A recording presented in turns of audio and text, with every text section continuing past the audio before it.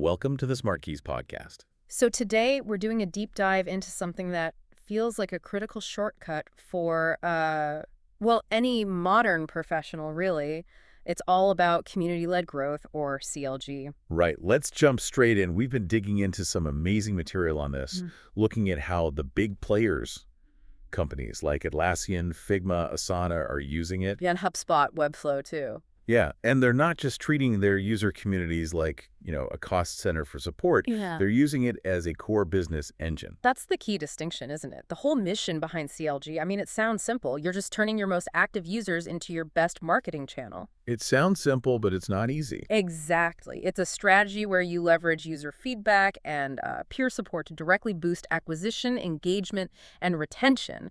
And this isn't just theory anymore. The data is backing it up. You found a stat on this, right? Yeah, a recent report found that 87% of community pros see what they do as critical to their company's mission. 87%. Wow. And that interest, I mean, it's directly tied to this massive shift in how B2B buying works now. Why this all matters so much right now is just one word: trust. You, as a modern buyer, you're just skeptical of ads and cold calls.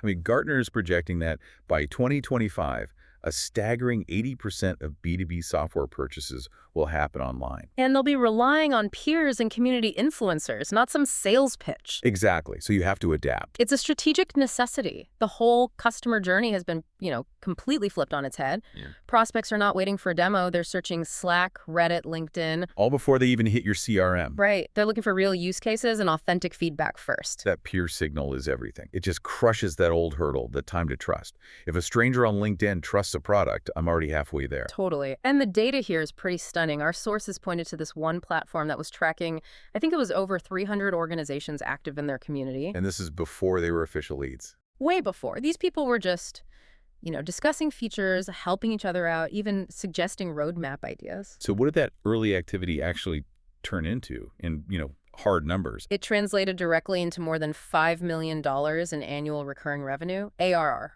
Wow. And the deal cycles were significantly faster. The community is essentially pre-qualifying the lead for you, which makes the revenue attribution so clean. Okay, so that leads us right to the big question. The relationship between CLG and product-led growth, or PLG, you hear them talked about a lot.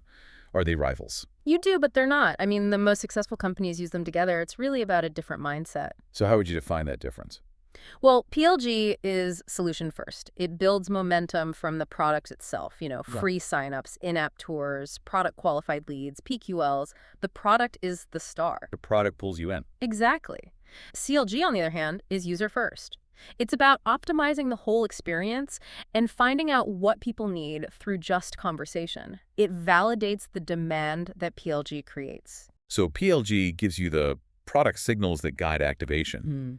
But CLG is like the human validation layer. You find out what users are actually struggling with. And that synergy is what drives the whole funnel. I mean, let's talk about that for a second. Take awareness. Peer recommendations, public threads. That stuff raises your brand signal way more authentically than some paid ad. And then for adoption. Well, when a user gets hands-on help from another user, like sharing a template or troubleshooting an integration, it just cuts down all that friction. They get successful faster. Which makes them stick around. And that's the last piece, retention. Those feedback loops make customers feel heard, and you can spot expansion opportunities just by listening to the conversations. This all sounds essential, but we're talking about business impact. You need metrics that the C-suite actually cares about. PQLs are great, but what's the North Star for community teams? It has to be community attributed revenue, CAR. That's the metric. Yeah. While a PQL measures what's happening in the product, CAR links a specific account and its revenue directly back to what they did in the community. It's the smoking gun, so to speak. Okay, but that sounds incredibly hard to track. For a smaller company, how do you even begin to attribute a Slack message to a closed deal? That's a fair point. And it is a challenge. Early on, you might do it manually. You just ask the sales team, hey, where did you first hear about this account? A bit of detective work. A bit, yeah. But eventually, the answer is smart platforms that can automate all that. You use PQLs to tune activation, but you use CAR to show the dollar value. That's what protects your budget. Let's pivot to the operational side then. Understanding the why is one thing, but you need a playbook. The core idea seems to be treating the community like a product. Absolutely. You have to map out that member journey intentionally, from Hmm. the moment they join to learning to adopting, and then finally to becoming an advocate. That's the CLG flywheel. So you need designed touch points. Like when someone joins, there's a welcome thread. When they learn something, you have recognition loops. You feature success stories. Right, so the momentum comes from the design, not just from the heroic efforts of one community manager. But before you invest all that time and money, you have to know if it's even going to work, right? The sources talk about validating demand first. Yeah, two crucial types of fit you have to check for. Community market fit and community product fit. Let's break those down. So think of it in order. First, community market fit. That just asks, do people even care about this topic, this category? You can test this really lightly. Host an AMA, listen on social media. Are people already talking about the pain point your product solves? So once you know the conversation exists, then you move to community product fit. Precisely. And this is about whether customers will actually talk about your product as the solution. Are people already asking repeat questions? Are they helping each other out organically? If you see that happening, you've got product fit. And based on that fit, you decide what kind of community to build. The sources mentioned two main types. Yeah, category communities and customer communities. Category communities are top of funnel, think DBT Labs. Their community is huge, and it's about the whole category of data transformation, not just their tool. That drives awareness. Exactly. Then you have customer communities, which are bottom of funnel. Think of HubSpot's community. It's all about helping existing customers get more value from the platform, which drives retention and advocacy. For anyone listening who's ready to start, the advice seems to be don't over-engineer it. Please don't. The best way to start is small. Get a small circle of your most enthusiastic users, the source calls them believers, and invite them in first. Let them set the culture. Yes, they'll model that helpful behavior you want to see. Then you just pick one channel that your audience already uses, like Slack or Discord, set a realistic pace, and give it a clear owner. And don't forget to recognize people. Shout-outs and spotlights are like fuel. For sure. But, as you grow, you can't rely on manual work forever. That's where modern platforms become so critical. They're the scaffolding that lets you scale that human connection. That's a really interesting point. It's not about replacing humans with bots, is it? Not at all. It's about using technology to empower the humans.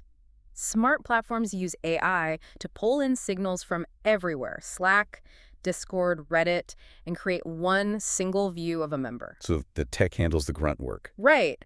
AI can enrich threads, tag intent, and automate triage. It basically turns all that messy, unstructured conversation into structured, actionable business intelligence. Okay, so let's drill down again on the metrics that prove this is all working. We mentioned CRR, Community Attributed Revenue, but you need a more balanced scorecard, don't you? Oh, yeah. You need a mix of health KPIs and business KPIs. The blend is key.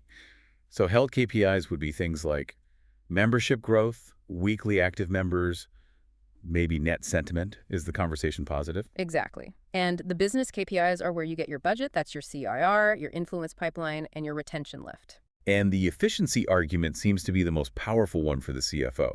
The source had that amazing stat. It's incredible. One organization saw 72% of their community-led deals close within 90 days. 72%. Uh, And what was that compared to for normal sales-led deals? Only 42%. That's a massive difference. So why are they closing so much faster? It's that pre-qualification mechanism. The prospect has already educated themselves. They've already built trust with their peers in the community. The sales team is coming in at the perfect moment, so there's less friction. So the community basically acts as frontline sales intelligence. When you see like 3 people from the same company asking about an enterprise feature. That's a huge buying signal, and it arms the sales team with real context. They know exactly what features to talk about. Their outreach is timely and helpful, not generic. And this proactive approach goes beyond just getting new customers, right? It's huge for retention. Absolutely. By monitoring sentiment, you can spot frustrated customers early. You can then trigger what the source calls a save motion. You step in and help proactively before they churn. You turn a bad moment into a good one. And that builds incredible loyalty. So bringing this all together, it's clear this is a journey. It's not a switch you just flip. The source outlines a maturity curve with 3 phases. Right. Phase 1 is seeding. Your focus is just on growth and getting a good vibe going. You use minimal tools. Just get people talking. Then you move to phase 2, which is facilitating. Here you introduce more structured programs, champion programs, events, and you start integrating your tools to automate things. And the final phase. Phase 3 is scaling. This is where you have full data unification. Your whole focus shifts to proving business impact with those executive level metrics. ARR attribution, retention lift. The community team becomes a strategic partner. When you put it all together, the message is so clear. Combining PLG and CLG creates this powerful user-first engine that's Yeah. just better than either one on its own. Look at Figma or Asana. When people help each other, the product learns faster. And that just speeds up everything: adoption, retention, expansion. Community is the layer that turns product engagement into a real relationship. So the final actionable insight we want you to walk away with is this. Don't treat your community as a side project.